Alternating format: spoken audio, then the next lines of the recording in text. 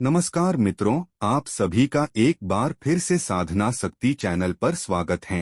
हमारे चैनल से जुड़ने के लिए आप सभी का बहुत बहुत धन्यवाद।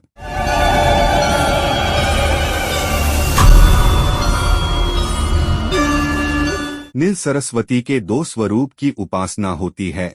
सौम्य स्वरूप वाक्सिद्धि धनधान्य शत्रु कलह शमन के लिए और उग्र स्वरूप तारा तंत्र की अनेक सिद्धियां प्राप्त करने के लिए यहाँ सौम्य स्वरूप की उपासना का एक विधान दे रहे हैं। इन सौम्य स्वरूप की उपासना से अचूक फल मिलता है, शत्रु और कलह का शमन हो जाता है और वाक्सिद्धि प्राप्त होती है, जो समाज, व्यापार, राजनीति, शिक्षण, प्रवचन वगैरह क्षेत्र में सफलता दिलाती है।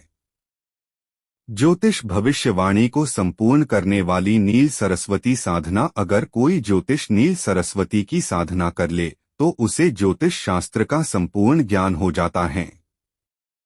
नील सरस्वती की साधना को पूर्ण करने पर ज्योतिष द्वारा की गई भविष्यवाणी सत्य तथा अकाट्य हो जाती है तथा इस साधना को करने के बाद ज्योतिष अगर किसी व्यक्ति की कुंडली का विश्लेषण या उसके जीवन से जुड़ी किसी प्रकार की भविष्यवाणी कर दे तो वह भी पूर्णत सत्य सिद्ध हो जाती है। नील सरस्वती स्तोत्र पाठ करने से शत्रु और कलह शांत हो जाते हैं। साधना सामग्री: एक नीला हकीक पत्थर, अंगूठी में धारण कर सके वो साइज का 2 सरस्वती यंत्र 3, एक स्फटिक माला 4 शुद्ध घी से भरा हुआ एक बड़ा दिया। नील सरस्वती की साधना 21 दिनों में संपूर्ण होती है। इस साधना को संपूर्ण करने के लिए साधक को रोजाना 1 माला गुरु मंत्र की और 11 माला नील सरस्वती के मंत्र की करनी चाहिए। नील सरस्वती की साधना में कुछ अलौकिक अनुभूतियां भी होती हैं। इसलिए इस साधना को करने से पहले साधक को अपने शरीर की रक्षा करने के लिए 11 बार देह रक्षा मंत्र का जाप करने के बाद ही साधना में बैठना चाहिए। देह रक्षा मंत्र: हूँ हरि हरि कालिके घोर दंष्ट्रे प्रचंड चंड नायके दानवान दारे हन हन शरीर महाविघ्न छेदय छेदय स्वाहा हूँ फट। यदि साधक गुरु मंत्र जानते हैं तो वे अपना गुरु मंत्र भी कर सकते हैं या फिर सर्वांग दत्त मंत्र करे। द्रा दत्तात्रेयाय नमः। नील सरस्वती की साधना का समय: नील सरस्वती की साधना को करने का शुभ समय रात को 12:00 बजे से 3:00 तक का होता है। नील सरस्वती की साधना को करने की विधि: नील सरस्वती की साधना को एक एकांत कमरे में करें। इस साधना को करने के लिए कमरे को बंद कर लें ताकि कमरे में किसी भी प्रकार की रोशनी न आए। इस साधना को करने के लिए एक घी का दीपक जला लें तथा दीपक की रोशनी में ही नील सरस्वती की साधना की विधि को आरंभ करें।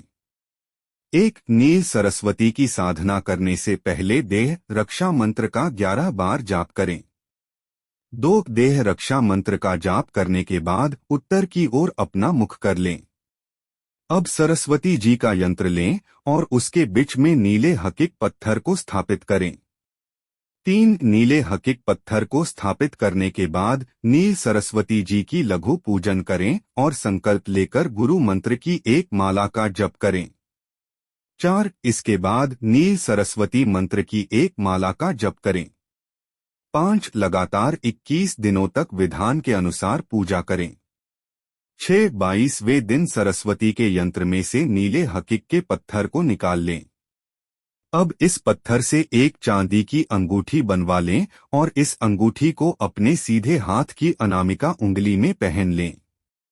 विनियोग: अस्य नील सरस्वती मंत्रस्य ब्रह्मा ऋषयः गायत्री छंदः नील सरस्वती देवता ममाभीष्ट सिद्ध्यर्थे जपे विनियोगः। नील सरस्वती मंत्र: श्री हरि हसौक हूँ फट नील सरस्वत्ये स्वाहा।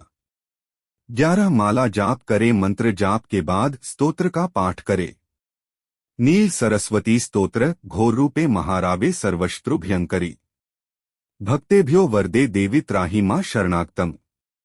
1 सुरासुरार्चिते देवी सिद्धगंधर्वसेविते जाड्यपापरे देवी त्राहि मां शरणागतम्।